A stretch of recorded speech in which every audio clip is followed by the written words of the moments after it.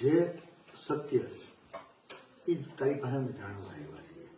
પછી આ બધા કૌટુંબિક પરિવારોની સાથે પરામર્શમાં એ ઈચ્છે એ અમારે એની મદદ કરવાની, કાયદાકીય રીતે, સામાજિક રીતે આખું ગુજરાત ભવિષ્યમાં આવી ઘટનાઓનું પુનરાવર્તન ન થાય ને બીજી દીકરીઓનું તારે પ્રેરણા સ્ત્રોત બનવાનું, તારે સમજાવવાનું.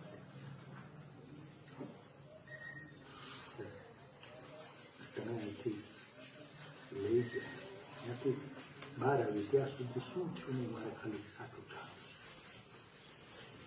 ખાવ તારો ભાઈ બેઠો. અહીંયાથી પહેલાં અમને રાત્રે 12 વાગે લેવા આવ્યા. 3 જેન્ટ્સ પોલીસ અને 2 લેડીઝ પોલીસ હતી. જગાડીને એવું કીધું કે તમારે પોલીસ સ્ટેશન આવવાનું છે. એટલે અમને થોડીક વાર બીક લાગી કે શું હશે ને હું નહીં. તો મને એવું પૂછ્યું કે તારો મોબાઈલ ક્યાં છે. તો હું અંદરથી લઈ આવી અને મોબાઈલ આપી દીધો. પછી પપ્પા મારી જોડે જ હતા. અમને અહીંયાથી લઈ ગયા ડાયરેક્ટ પોલીસ સ્ટેશન. પછી ત્યાં એક સરે મારું નિવેદન દીધું, પપ્પાને હારે ન આવ્યું. પછી નિવેદન લીધા પછી એવું કીધું કે તમે અહીંયા બેસો, હજુ એક નિવેદન લેવાનું છે સવારે, પછી તમને છોડી દઈશું એમ. તો આખી રાત અમે બેઠા, પપ્પા મારી રાહે બેઠા. બીજા દિવસે 5 વાગ્યા સુધી નિવેદન લીધા, બધું લીધું. પછી 5 વાગે મેં રિક્વેસ્ટ કરી કે મને એકવાર મારા પપ્પાને વાત કરવા દો. પછી હું પપ્પાને મળીને મેં એવું કીધું કે તમે ઘરે જતા રહ્યો એમ. પછી એ ઘરે આવતા રહ્યા અને મને નહીં રાખી. બીજે દિવસે અમને રાત્રે પાછા સિટી પોલીસ સ્ટેશનમાં સુવા માટે અમને ત્યાં લઈ ગયા. પછી ત્રીજા દિવસે સવારે અમારા ફિંગરપ્રિન્ટ ને એની કંઈક પ્રોસેસ હશે એ બધી કરાવી અને પાછા અમને અહીંયા લઈ આવ્યા LCB ઓફિસમાં. અને ત્યાં સાયબરના સર ને એ બધા લોકો હતા. પાછું નિવેદન લેવાનું ચાલુ, એક પછી એક 4 જણાના નિવેદન લેતા ગયા એવું કર્યું. પછી બપોર પછી નહીં, રાતના SP સર આવ્યા પાછા. ત્યારે અહીંયા LCB વાળા સર કંઈક રજા ઉપર હતા એવું કંઈક હતું.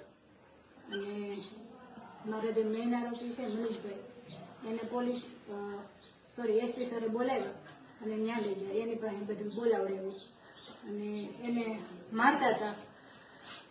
તો મને બોલાવી, મને ત્યાં ઊભું રહીને બધું બતાવ્યું કેવી રીતે મારે છે. પણ તોય હું કાંઈ બોલી જ નહીં. પછી મને બેસાડી દીધી અને પછી પાછા અમને રાત્રે સિટી પોલીસ સ્ટેશનમાં સુવા માટે લઈ ગયા અને ત્રીજા દિવસે લઈ આવ્યા. પછી પાછા અમારા હતું એ નહીં પ્રોસેસ કે નિવેદન લીધા, આ કર્યું તે કર્યું, સરઘસ કઢાવ્યું અને રિકન્સ્ટ્રક્શન કર્યું એ બધું. પછી આવીને પાછી મને બોલાવી. મને કે હજી તું ખોટું બોલે છે કે. મેં કીધું સર મેં આટલા બધા નિવેદન આપ્યા, મારે ખોટું બોલવું હોત તો હું પહેલા જ બોલી ગઈ હોત. તો પછી મને બેહાડી નીચે અને પગ લાંબા કરાવીને પગના તળિયામાં પેલો બેલ્ટ આવે ને એનાથી પટ્ટેથી માર્યો. કોણ ત્યાં હતું? ત્યાં 2 લેડીઝ હતી. એક પરમાર કરીને છે, PS છે કે PI છે મને ખ્યાલ નથી. પછી એક સાયબરના મેઇન સર છે AM પરમાર એ હતા. એક બીજા રાઇટર છે LCB ના એ હતા અને એક સાયબરના સર જોડે એક રાઇટર હતા. એટલે આ જયારે માર્યું ત્યારે બીજો ત્રાહિક વ્યક્તિ કોઈને હાજર હતું? અન્ય વ્યક્તિઓ કોઈ? ના, બીજું કોઈ નહોતું. ઈ આ જે AM પરમાર સર છે ને એના કહેવાથી જ મને માર્યું. અને લેડીઝ પોલીસ અમારી લેડીઝ પોલીસ હતી. કેટલીક વાર 5-6 વાર પટ્ટા માર્યા છે. પછી તોય છેક સુધી મારું નિવેદન તો એનું જ હતું.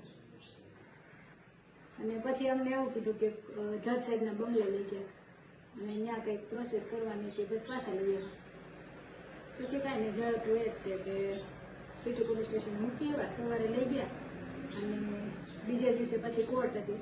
બપોર પછી કોર્ટે લઈ ગયા અને ત્યાંથી ડાયરેક્ટ જેલ.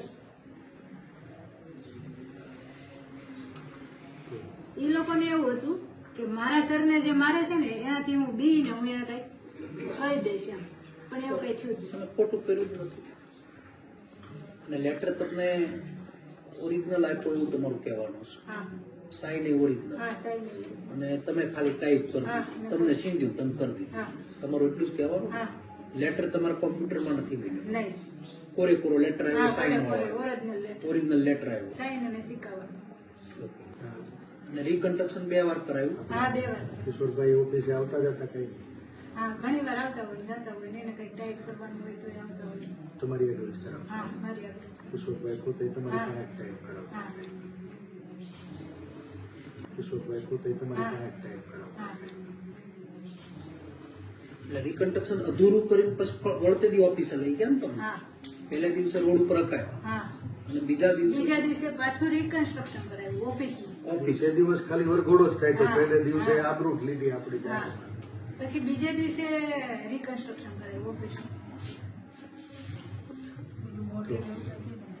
નહીં મોઢે બંધાયું નતું કાંઈ નતું એમને જ હતું. ખુલ્લે ખુલ્લે હા ખુલ્લે ખુલ્લે જ હતું. એસપી ઓફિસમાં જ્યારે મીડિયાનું શૂટિંગ હતું ત્યારે એમને જ હતું. પોલીસની કાર્યવાહી બેટા તમને વ્યાજબી લાગી નહીં તો આપણે આની ઉપર કઈ કાર્યવાહી કરો એવો તમે ઈચ્છો છો શું કરવું છે આપણે તમારી યારે ખોટું કર્યું એને શું સજા